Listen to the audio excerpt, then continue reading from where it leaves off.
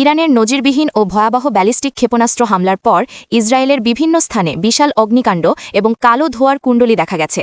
রাতের আকাশ মুহুর্মুহু বিস্ফোরণের ঝলকানিতে আলোকিত হয়ে ওঠে এবং গোটা ইসরায়েল জুড়ে বেজে ওঠে সতর্কতামূলক সাইরেন। এই হামলার ফলে মধ্যপ্রাচ্যে একটি সর্বাত্মক যুদ্ধের আশঙ্কা চরম আকার ধারণ করেছে।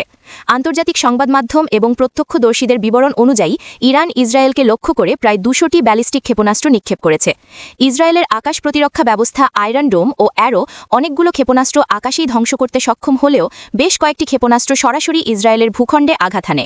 সামাজিক যোগাযোগ মাধ্যম ও সংবাদ মাধ্যমে প্রকাশিত ভিডিও ফুটেজে দেখা যায় ইসরায়েলের মধ্যাঞ্চল এবং তেল আবিবের আশেপাশের কয়েকটি এলাকায় বিশাল আকারের আগুন জ্বলছে।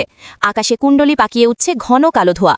কয়েকটি সামরিক ও কৌশলগত স্থাপনার কাছেও ক্ষেপণাস্ত্র বা এর ধ্বংসাবশেষ পড়ার কারণে এই অগ্নিকাণ্ডের সৃষ্টি হয়েছে বলে প্রাথমিকভাবে ধারণা করা হচ্ছে। ক্ষেপণাস্ত্র হামলার পরপরই গোটা ইসরায়েল জুড়ে ব্যাপক আতঙ্ক ছড়িয়ে পড়ে।